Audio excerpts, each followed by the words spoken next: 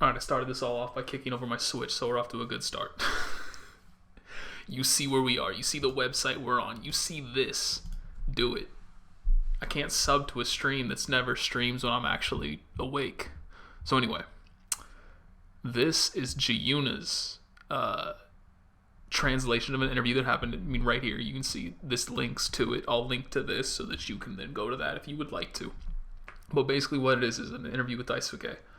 And talking about Strive, talking about some of the public perceptions of it, talking about Daisuke's goals with it, what his methodology is, all that stuff. So I just wanted to go through it. I wanted to talk about it. But firstly, just to kind of set the stage, this was translated by somebody else who, I guess, now I don't know the whole story, so I'm not even going to try to talk about details. All that I know is that I saw a bunch of people talking about Mahjong on Twitter. And I didn't really understand what it was. It was kind of confusing without the context.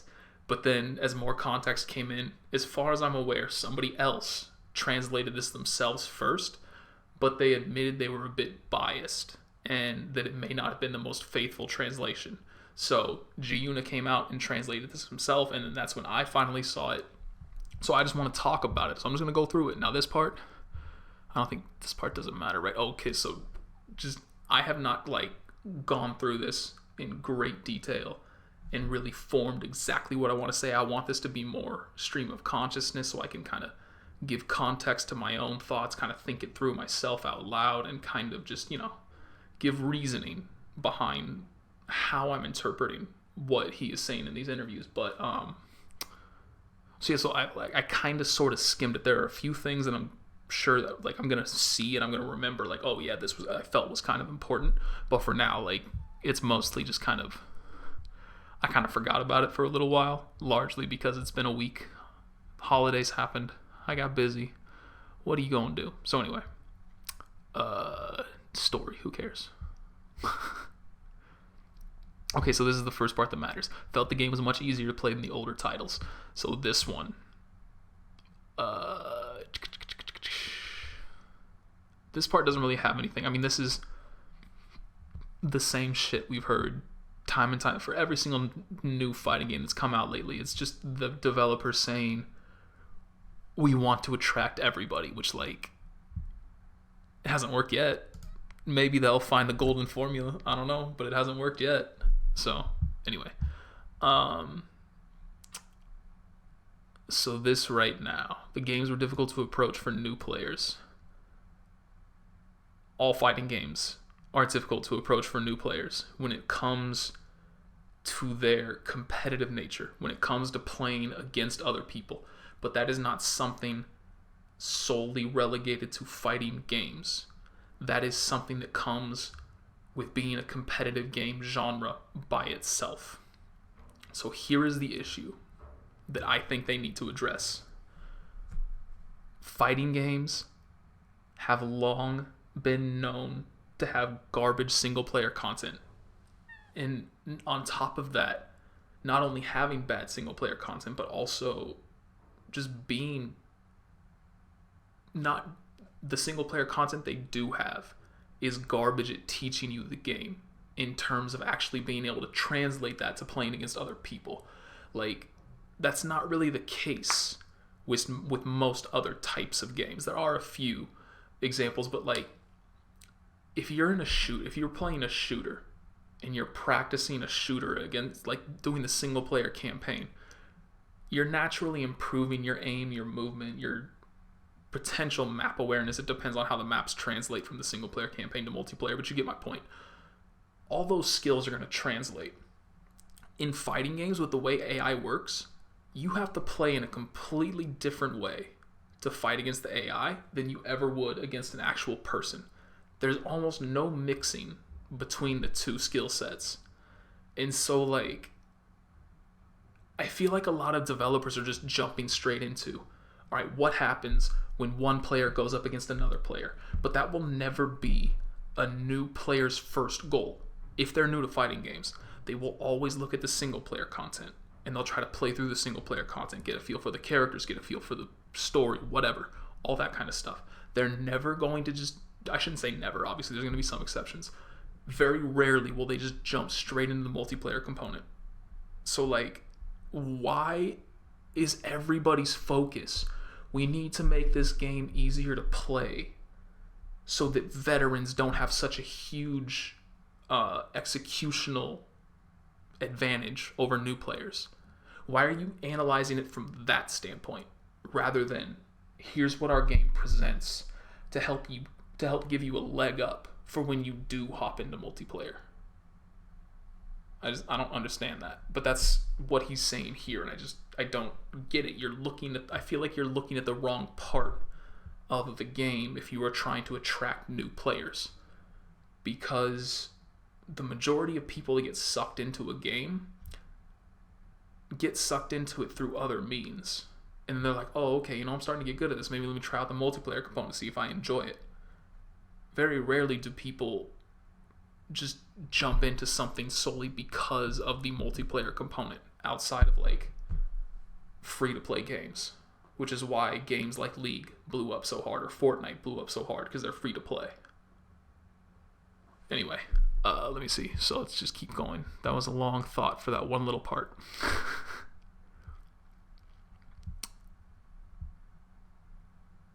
So then this next part too, oops, that's highlighted way more than I wanted it to. Oh my god, stop it. Why are you doing that? This by no way means that I'm looking to make any compromises regarding the development of the game. Think you're going to have to if you want to satisfy your fan base, my dude. I just think that kind of clashes with his idea that like, oh yeah, we're listening to your feedback. I'll get into that at the end. Anyway. This is also bullshit. Like, no. I mean, yeah, you want to play yourself up, but like, dude, come on. Tekken's better than any of the games you've released recently.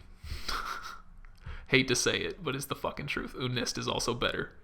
So, careful if you want to, get braggadocious. So let's see. This here as well. You're not doing that. Like, it's very clear you're not doing that, and I'll show why in a bit. Oh, this statement right here. I don't have anything to say about this because this is just like development in a nutshell for anything. It's not just games, for anything. Like, when you start making something, you have all kinds of crazy, wacky ideas, and you keep working on it, and you just get all kinds of ideas, like out of left field, random, oddball ideas that are like, I could totally do this. And if you implemented all of them, number one, nobody has the time, nobody has the money, but like, it would become so bogged down. So like, this is just a natural part of developing something. But on the flip side of that, you shouldn't really throw it out there in people's faces. That's like, oh yeah, my developers are potentially having all kinds of interesting new ideas, but I gotta smack them back into place. Like, just leave that out, man. You don't need to talk about that. Okay, so this part right here is actually kind of important. I mean, I'll read the whole thing. I'll be repeating what I said earlier, but while we were brainstorming and trying to figure out what a new player wanted in a fighting game, we came to the conclusion that we should reset the experience everyone has had up until now.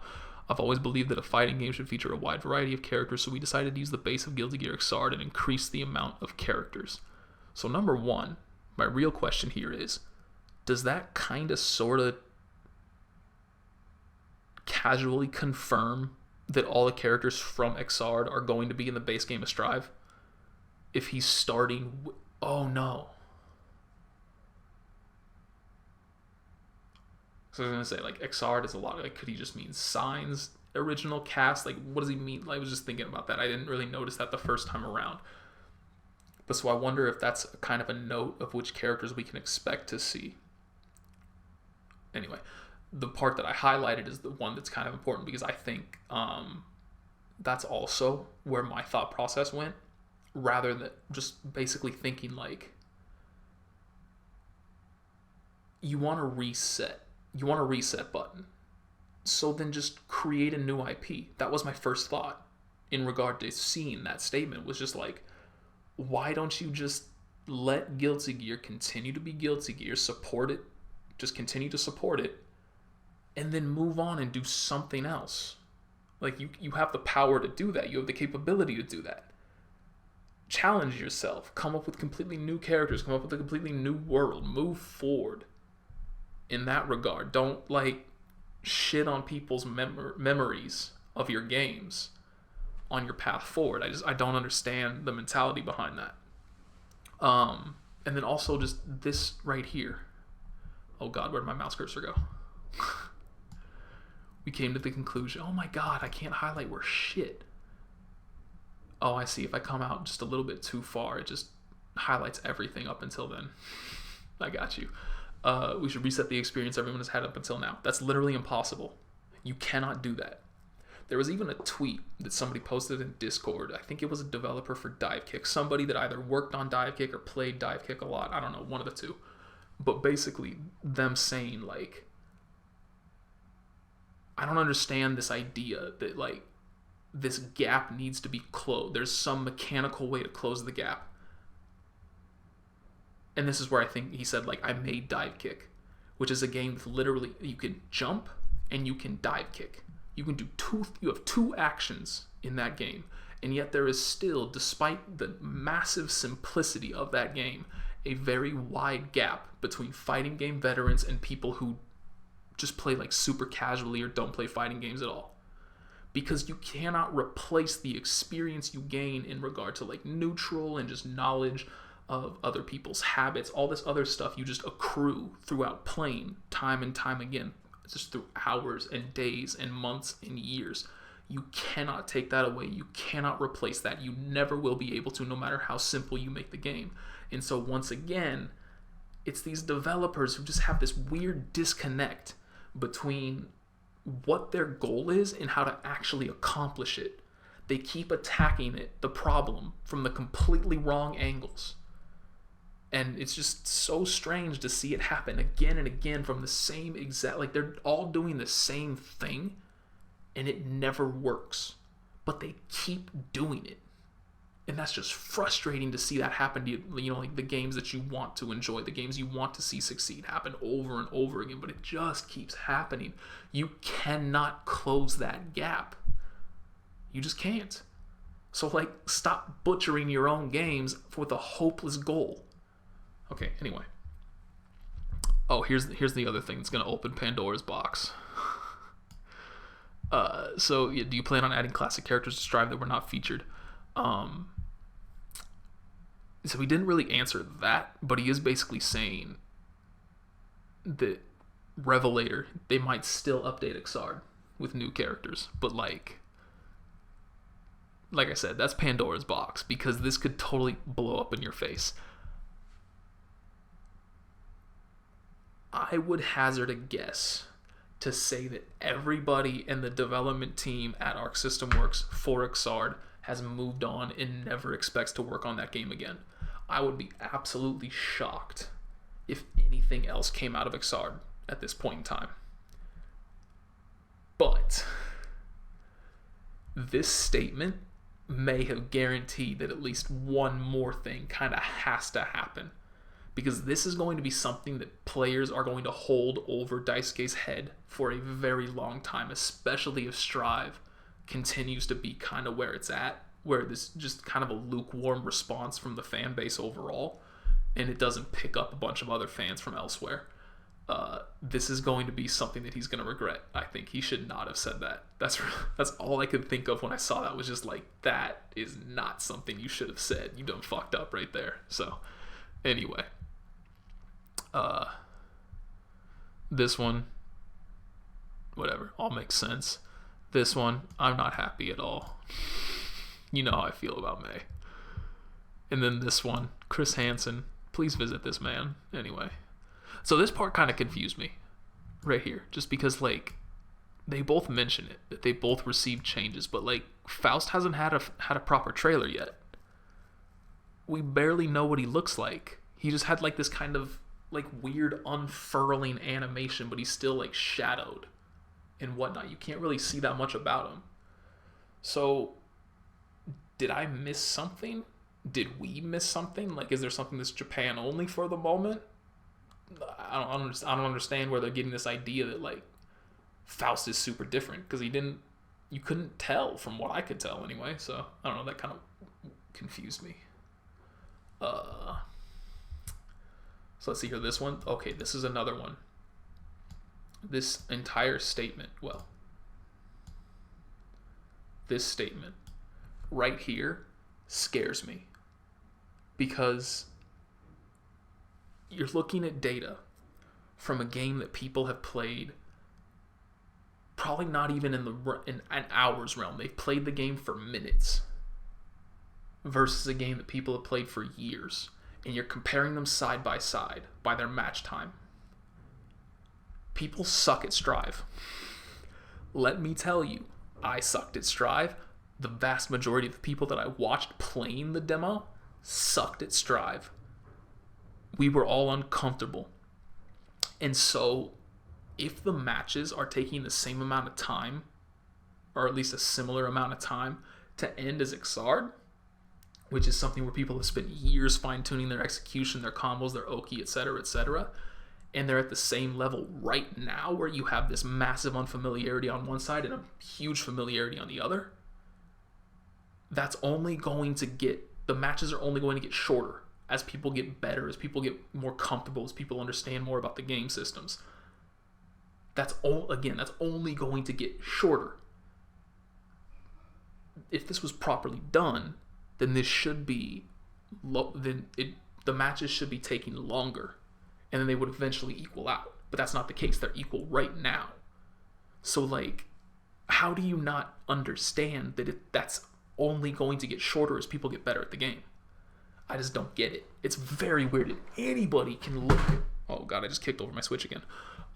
Anybody can look at the videos of, like, Potemkin doing 3-6 heavies in the corner, or Soul doing 3 Fafnirs in the corner and getting 60% life. That's not okay. That shouldn't be happening. But apparently he's fine with that. We'll have to see. But anyway, so let me see. Swallow this part. Like, so again, this all comes back down to this. I've mentioned it before, that it's always been a bit of a pet peeve of mine that when it comes to Guilty Gear, people just have this mistaken belief that it's this requires this unattainable level of execution to be good at. And that's just not true. Like, if you're brand new at fighting games, if you've never touched a fighting game before in your life, and then you come into Guilty Gear and you pick Zato, that's the only character you want to play. You don't care about anybody else. You just want to play Zato. You kind of shot yourself in the foot there.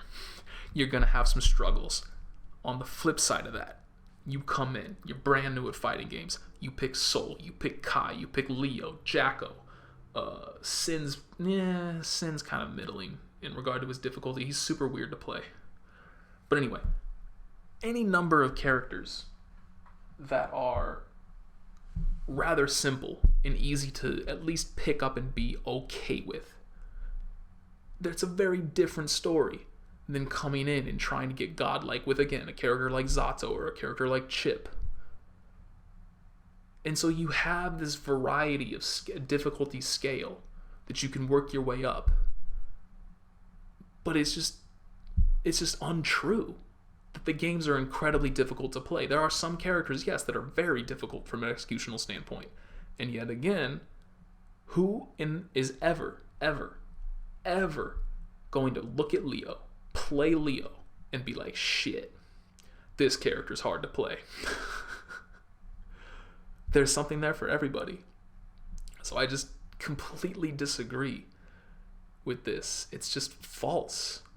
And then this too, like, I already mentioned it, just this part specifically, earlier. It doesn't matter how much you simplify the game.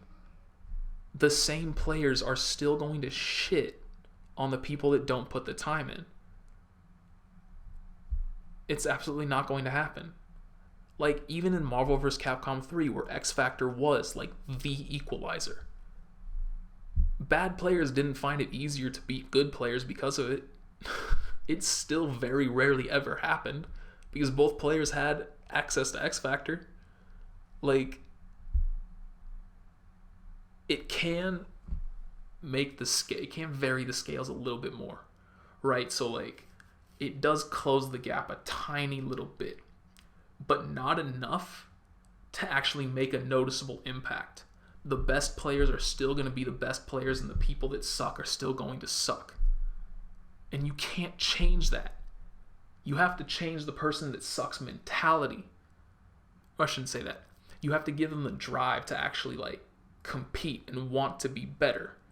Like, they're trying to appeal to the like instant satisfaction kind of people, that they just want to pick up the game and instantly be good at it without any effort whatsoever. And you cannot do that in a fighting game.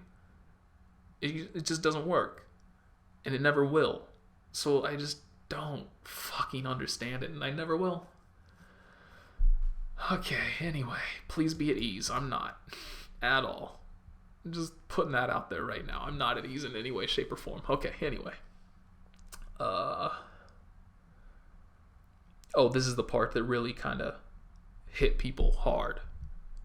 I mean, like, I can't really compare them because I have no idea how to play either shogi or mahjong, but this is what, like, everybody was just memeing about for a while. Was, oh, time to pick up mahjong. But yeah, like, this right here, who would not attribute that statement to Guilty Gear as it is right now? Like, you're out of your mind if you think that Guilty Gear is a game where it's impossible to get a victory against somebody that's just objectively better than you. In a game with characters like Johnny.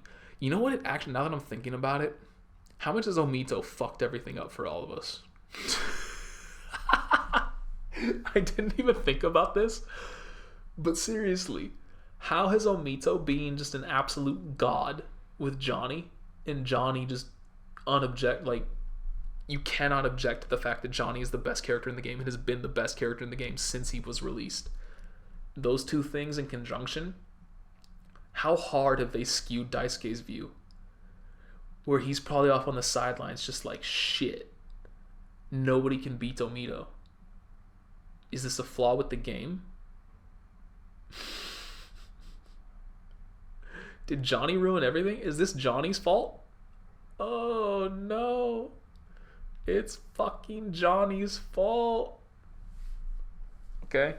This is good now. From now on, I can blame all of my woes, all of my trials and tribulations in regard to Guilty Gear moving forward. I can just lay them all at Johnny's feet and blame them on him. I'm okay with this. I didn't even think about, like, that just flashed through my mind. I hadn't even thought about it from that angle. Because Omito is so dominant. He's won 2 Evos in a row. He won Arc Revolution. I mean, obviously this whole entire idea has been built long before Omito won Arc Revolution, but still, he won Arc Revolution, which would just be a further solidification in Daisuke's mind that, like, shit, we're on the right route here. We need to stop this player being this dominant. You think that would actually be it?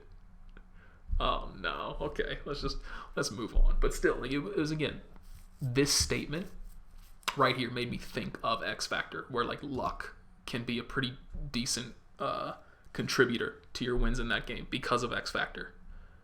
But, like, it's still not a significant enough one to make it so that, like, a bad player will ever be able to even slightly consistently beat a good player. Even a great player will still smash, like, a decent player despite the presence of X Factor. And there's just nothing you can do about that. Not unless you want. I mean, the only way you can deal with that is to stop making fighting games. There's really nothing else you can do. Okay, anyway. This part interests me, though, about Roman cancels. It was a system that had too high a degree of freedom. Why is that perceived as a bad thing? I like that. I like having options. I like being able to think on my feet and being able to do something. The way it feels like the way he wants it is to have this weird on rails experience that you don't get to diverge much from. But that's one of my favorite parts of fighting games, is that, like, it's such a freedom of expression to do whatever the hell you want. Like, there are a lot of games out there that have a lot of really interesting characters, a lot of really interesting play styles, and people can, like, people that play the same character can play so incredibly differently and just make them look like completely separate characters. And that's one of the things that I love about fighting games, and that's undeniably starting to get pushed away. And that's another thing, again, like right here. Too high a degree of freedom? Why is that a bad thing? I just don't get it.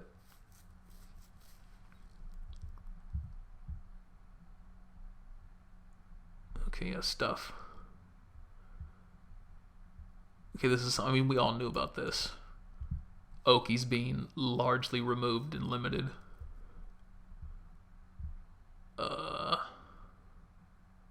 Yeah, whatever.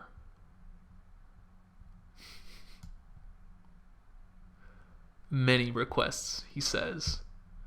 Many, as in every single person that was a part of the player base asked for this. I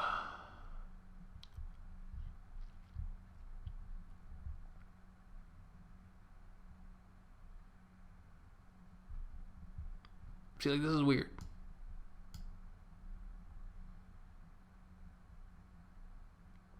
Felt the need to protect the spirit of Guilty Gear. And then I think it was before this. So I absolutely believe we must protect the spirit of Guilty Gear. Which one you want, Daisuke? Can't where were we? Ooh, my boy down here. Let's get him off. He's gonna distract me. Let's see. Where were we? Shit, right here.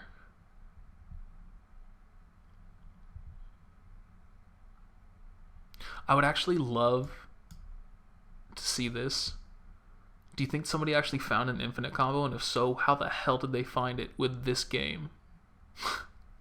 I'm genuinely curious if that's just something they have in there just in case, or if somebody actually found something.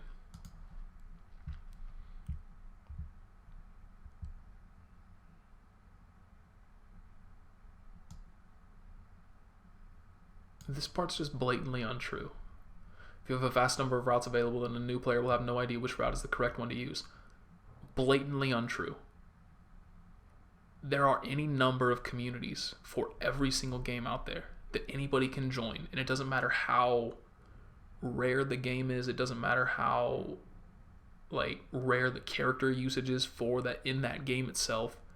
There will be a select group of people who will be more than happy to help you, to make documents, to make lists of combos for that character. And so, that's just such bullshit.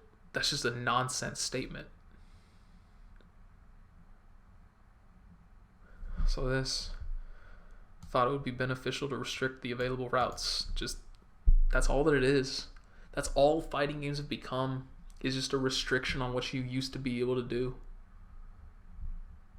And it's I've seen some arguments about well, look how limited Xrd is in comparison to Accent Core. They're correct. I've played Accent Core and I've seen the differences. And some of the things I wish they had kept, some of the things I'm glad are gone. It's going to be the same thing with Xrd. It's going to be the same thing with Strive. When the game comes out, there's going to be some things I'm going to be very happy to never have to see again. And there are some things I'm going to wish were still there. But eventually you get to a point where you lose the ability to restrict anything anymore because you've tightened your grip around the system so hard that it's physically impossible to tighten that grip anymore. Eventually there has to be a cutting point where you stop restricting. It's I really do feel like we're on this pendulum ride where eventually we're going to go so far toward this sense of restriction and simplicity that eventually there's just going to be this outcry and it's going to swing back mad hard and we're going to find ourselves in another time where we're playing games like Accent Core again and it's just going to keep on swinging back and forth. And I don't like it. Just don't like it.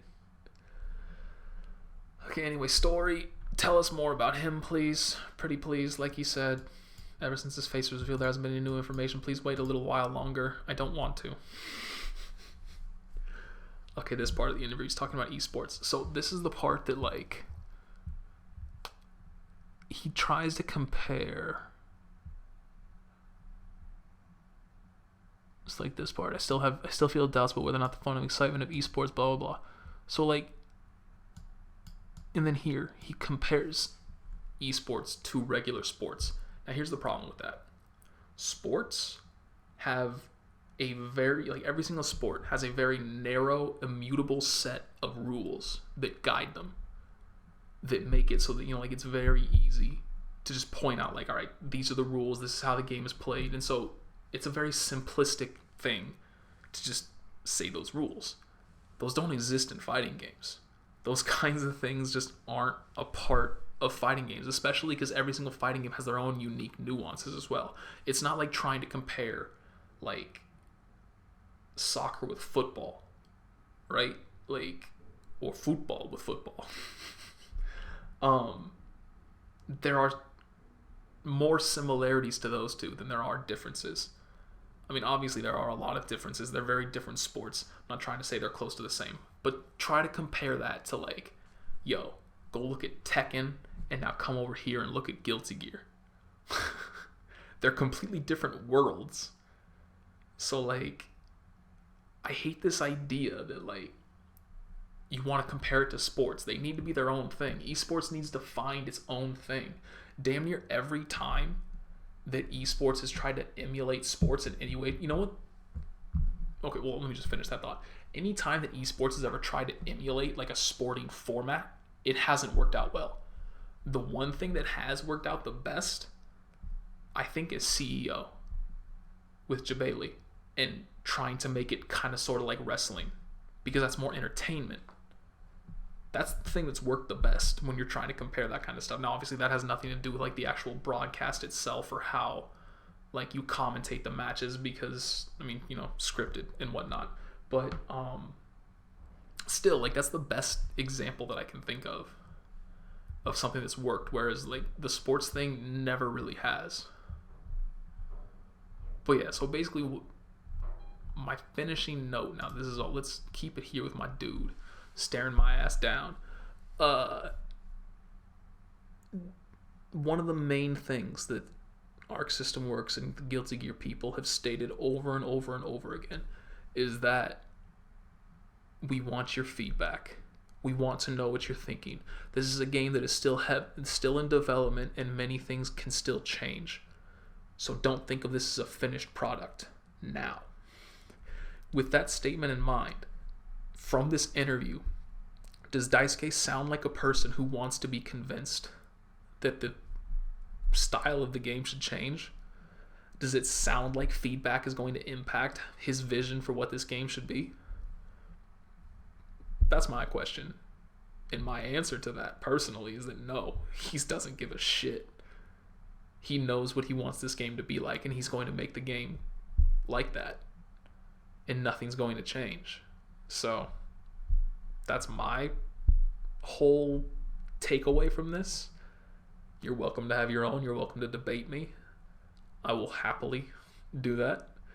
But, yeah, this whole interview does not strike me as coming from a place of a person who wants to hear that you're not happy about the direction of the game and will make necessary changes if that feedback grows strong enough that it seems like it's actually impactful. I mean, we'll just have to see. Because, I mean, yeah, the game could change. Operative word being could. We'll see how it goes in the future. But yeah, this interview does not strike me as somebody that's looking to be flexible in their planning. So we'll see. Anyway. It's disappointment after disappointment, man. I'm just gonna go cry.